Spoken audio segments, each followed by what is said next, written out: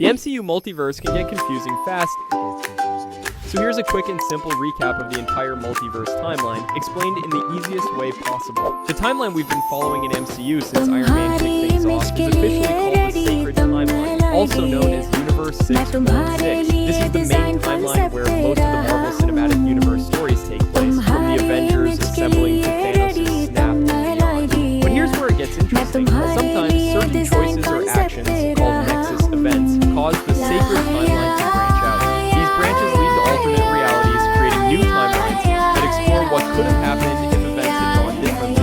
That's what gives us all the wild scenarios in What If, like Peggy Carter becoming Captain Carter or a zombie-filled Marvel world. The Time Variance Authority, or TVA, was secretly created by a powerful being known as He Who Remains. His goal? To keep the sacred timeline, Universe 616, perfectly controlled and isolated from chaos. Anytime a timeline started to branch off because of a Nexus event, the TVA would swoop in and prune it. Basically, they'd erase that timeline to prevent a multiversal war. They made sure things stayed neat and tidy, or at least that's what they wanted everyone to believe. In Loki Season 1, He Who Remains tells Loki and Sylvie about the first multiversal war, a massive battle between different versions of himself from alternate realities. Each variant thought they could run the multiverse better than the others. Things got out of control fast.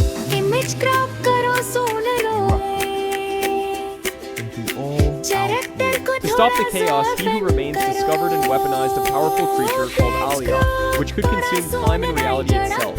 Using Alioth, he wiped out the other timelines and created one controlled timeline, the Sacred Timeline, bringing peace, but at a cost. What's really important is how he visualizes the multiverse. It's not just a bunch of branches on one line, it's more like a web of entire timelines layered on top of each other, hinting that the MCU's multiverse is far bigger and deeper than we first thought. After Sylvie kills He Who Remains, everything unravels.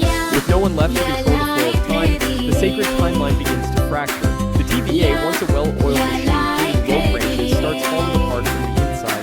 Confusion, betrayal, and chaos ripple through its ranks, and no one knows who's really in charge anymore. With the TVA no longer able to keep things in check, branch timelines begin to grow unchecked, giving rise to infinite new realities. This explosive shift directly sets the stage for the events of What If, where we start seeing alternate versions of heroes we thought we knew, and continues into Loki Season 2, where the multiverse becomes even more unstable, and Loki himself starts to understand the true scale of what's at stake. Across 3 mind-bending seasons of What If, we follow Watu the Watcher, a cosmic being sworn only to observe, never interfere, though as we've seen, that rule gets bent when the multiverse is in danger. Each episode showcases a different universe, where one choice changes everything. Peggy becomes Captain Carter, T'Challa becomes Star-Lord, but these stories aren't just one-offs. Over time, they accumulate and connect, revealing a bigger picture. These alternate versions of our heroes are eventually pulled together by Watu himself to face multiverse-level threats like Infinity Ultron, a variant of Ultron,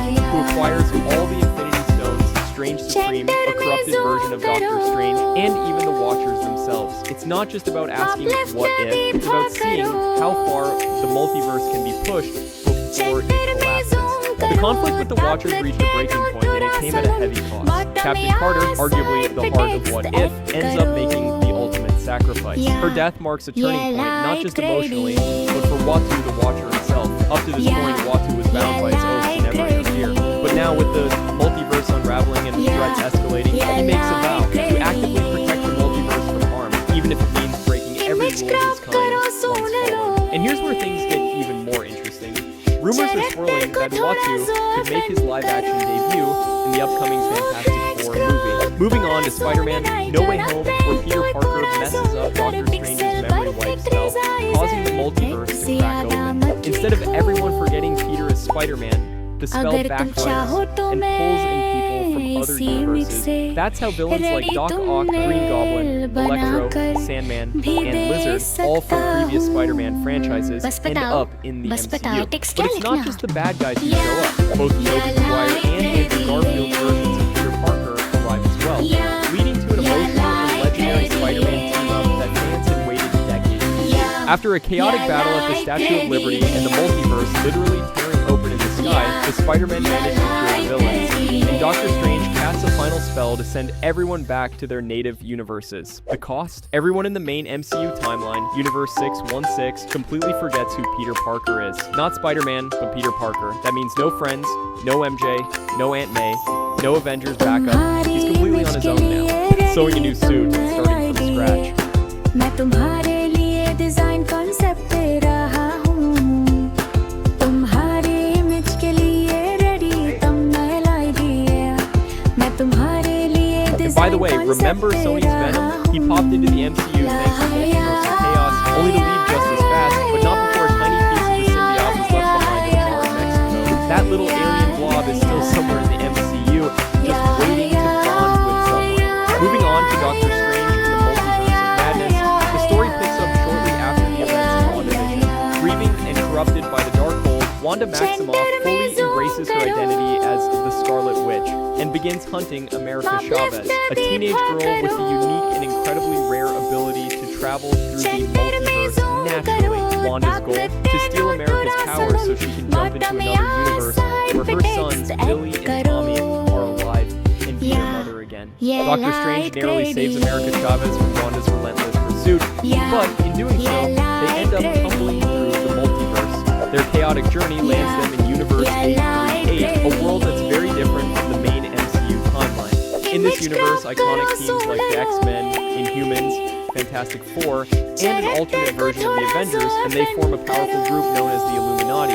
This is where things get intense. Strange learns about a devastating phenomenon known as an incursion, a multiversal collision event where two universes smash into each other, and if left unchecked, one or both realities are completely destroyed. The Illuminati warns Strange that his variant in their universe was responsible for causing an incursion, and it cost him his life. This revelation sets the stage for the stakes of the multiverse. Messing with other realities has real world-ending consequences. Wanda, now fully consumed by the Darkhold's corrupt influence, begins dreamwalking, a forbidden spell that lets her possess versions of herself in other universes. Using this terrifying ability, she takes control of her variant in Universe 838 and brutally murders the entire Illuminati, including fan-favorite characters like Professor X, Captain Carter, Black Bolt, and Mr. Fantastic. It's one of the most shocking and ruthless scenes in the entire MCU. With few options left, Doctor Strange travels to yet another universe, this one ravaged by chaos and madness. There, he encounters a dark, twisted variant of himself who's completely lost to the Darkhold.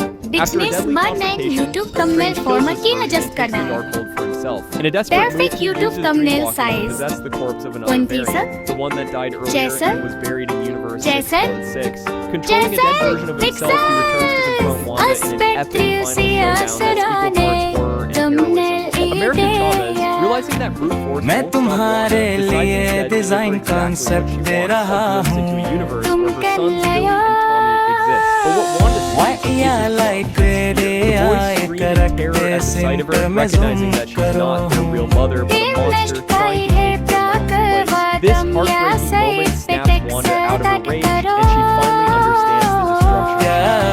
Wanda destroys the Darkhold in every universe by collapsing the throne of Wundagore Mountain on herself. With peace restored, America Chavez begins her next chapter. She's now training at Camartage, learning the mystic arts and how to properly wield her universe-hopping powers, a sign that she will become a major player in the multiverse saga. But Strange's actions haven't gone without consequences. Because he tampered with the Darkhold and dreamwalked across realities, he's caused something catastrophic. An incursion, that's when Clea literally cuts into reality and tells him they need to fix what's broke. And just like that, Strange heads off into his next mind-bending adventure. Moving on, in Ant-Man and the Wasp, Quantumania, we meet a powerful variant of He Who Remains, but this one goes by Kang the Conqueror.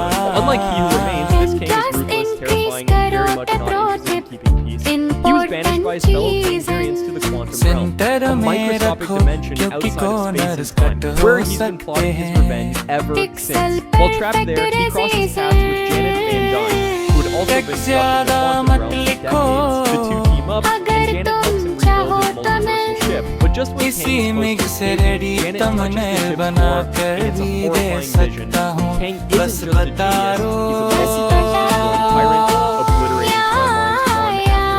Realizing the danger he poses, Janet betrays him, sabotaging his ship and trapping him deeper in the quantum realm, setting the stage for the events of Quantumania. After Janet Van Dyne escapes the quantum realm and Ant-Man and and the Wasp, she keeps her past there a secret until it's too late. In Quantumania, during what seems like an innocent experiment with तुम्हारी quantum tech, image Scott को Lang, देखकर Hope, clear है Cassie, Janet, कि and ये Hank all already get एक sucked character back base. into the quantum realm. Thumbnail But है this isn't the strange बस इसको proper business man and YouTube thumbnail format की adjust करना है. learns the truth. Kang has taken Perfect over the YouTube quantum thumbnail realm and rules size. it like a futuristic 20 sir. dystopia. Janet's worst Jason. fears are realized when she comes face to Jason. face with him again. And Jason. this time, Kang's ready to make his case. He tells her, and eventually Scott, why he's destroying entire universes. From his perspective, it's all in the name of order. He believes if he doesn't wipe out timelines, other more dangerous Kang variants will. It's his version of a necessary evil, a multiversal greater good. After an intense showdown, Scott and Hope manage to take down Kang in the quantum realm, or so they think.